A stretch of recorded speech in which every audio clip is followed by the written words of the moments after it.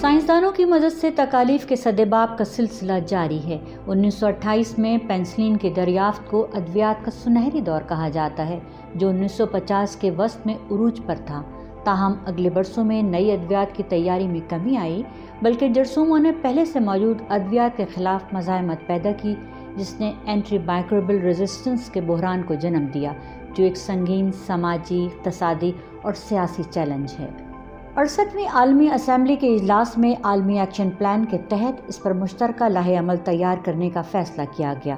پاکستان کی آبادی متوسط طبقے پر مشتمل ہے، جن میں جرثوموں کے خلاف مدافعتی نظام کمزور ہے۔ ایک رپورٹ کے مطابق اینٹی مائکروبل ریزسٹنس یعنی جرثوموں کی ادویات کے خلاف مزاحمت سے 250 تک دنیا بھر میں 1 کروڑ سے زیادہ اموات کا خدشہ ہے، جس میں پاکستان چوتھے نمبر پر آ سکتا ہے۔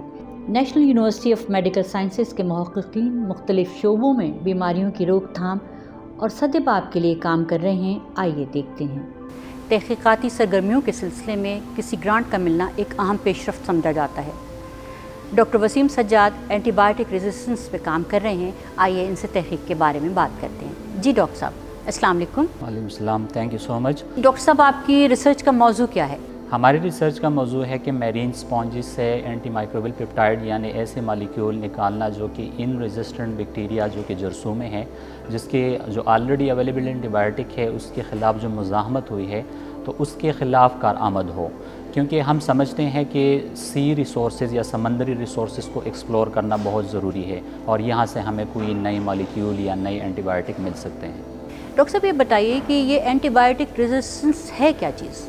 اینٹی بائیوٹک ریزسٹنس کسی بھی ایک جو آپ سمجھے کہ مال پریکٹسز یا ہم over the counter antibiotics لیتے ہیں، ہمارا ایکسس ہے میڈیکل اسٹور تک، یا ہم زیادہ سے زیادہ اینٹی بائیوٹک کا استعمال ہونا جہاں پہ اینٹی بائیوٹک ہمیں نہیں لینی چاہیے، ہمیں دوائی نہیں لینی چاہیے لیکن ہم لیتے ہیں، تو ہمارے جو جراثیم یا جرثومے ہوتے ہیں، جو پیتھوجینک بیکٹیریا، وہ بار بار اس کے ساتھ ایکسپوز ہوتے ہیں اور اسی ایکسپوجر کے نتیجے میں وہ اپنے ٹارگٹ یعنی جو آلریڈی اینٹی بائیوٹک کارآمد ہوتے ہیں وہ اس کے خلاف مزاحمت پیدا کرتے ہیں، اپنے ٹارگٹس کو موڈیفائی کرتے ہیں۔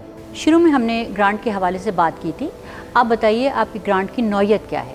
ہماری گرانٹ کی نوعیت اس پہ ٹوٹل 14 ملین ورتھ ہے، جو 3 سال پہ محیط ہے یہ ریسرچ پروجیکٹ، اور اس میں ہمارے پاس انٹرنیشنل پارٹنرز بھی ہے۔ ہمارے پاس ہمارے ساتھ اس کولیبریٹو پارٹنر پروفیسر اوکتایو جو کہ برازیل میں ہے اور اس فیلڈ میں مہارت حاصل کر چکے ہیں۔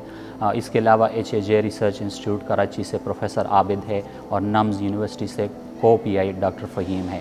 تو یہ کنسورشیم ہم نے بنایا ہے کہ ہم انشاءاللہ اپنے ٹارگٹس اس ریسرچ گرانٹ میں رکھے ہیں اس کو اچیو کریں گے۔ تو ڈاکٹر صاحب، یہ کورم سینسنگ کیا ہے؟ کورم سینسنگ سمجھئے کہ جس طرح ہم انسان باتیں کرتے ہیں تو بیکٹیریا میں بھی ایک صلاحیت ہے کہ وہ سگنلز کے تھرو ایک دوسرے سے باتیں کرتے ہیں اور ان باتوں کے نتیجے میں وہ انہی رولز پہ ریلائی کرتے ہیں کہ united we stand and divide we fall, اور اسی نتیجے میں وہ ایک جمگٹا بنا لیتے ہیں جس کو ہم بائی فلم کہتے ہیں، اور وہ بائی فلم سے اس کی لیئر اتنی سخت ہو جاتی ہے کہ وہ عام دوائیوں سے اس لیئر کو توڑنا یا اس اینٹی بائیوٹک کا اپنے ٹارگٹ تک پہنچنا مشکل ہو جاتا ہے، تو اس فنامنا کو ہم کورم سینسنگ کہتے ہیں، جیسے سیل ٹو سیل کمیونیکیشن۔ تو کسی بریک تھرو کی توقع کر رہے ہیں آپ؟ اس میں ہمارا فوکس بھی ایگزیکٹلی ایک یہی ہے کہ ہم ان بے شک مائکروبز موجود رہیں گے لیکن ہم ان سگنلز کو توڑنا چاہتے ہیں جس کو ہم کہتے ہیں کورم کوئنچنگ، اور ہمارا موٹو بھی یہی ہے کہ لیٹس کوئنچ دا کورم۔ اب اس کو کورم کو توڑیں گے، ہم ان سگنلز کو توڑیں گے تو آبویسلی یہ جرثومی یا یہ پیتھوجینک بیکٹیریا موجود تو ہوں گے لیکن یہ چونکہ بائی فلم نہیں بنائیں گے اور بہت آسانی سے ہم اس کو کل کر سکتے ہیں یا ان مالیکیول سے ٹارگٹ کر سکتے ہیں، اور آبویسلی کہ سائنٹسٹ بھی کہتے ہیں کہ next breakthrough is waiting under the sea water, تو ہم ان سی کو ایکسپلور کرنا، ان ریسورسز کو ایکسپلور کرنا بہت ضروری ہے، اور ہم پوری امید ہے کہ انشاءاللہ اس میں سے کچھ ایسے مالیکیولز نکل آئیں گے جو کہ بہت افیکٹو ہوں گے۔ شکریہ ڈاکٹر صاحب، توقع یہی کر رہے ہیں کہ آپ کی ریسرچ کی کامیابی سے فلاح انسانی کے لیے کوئی اچھی بات سامنے آ سکے۔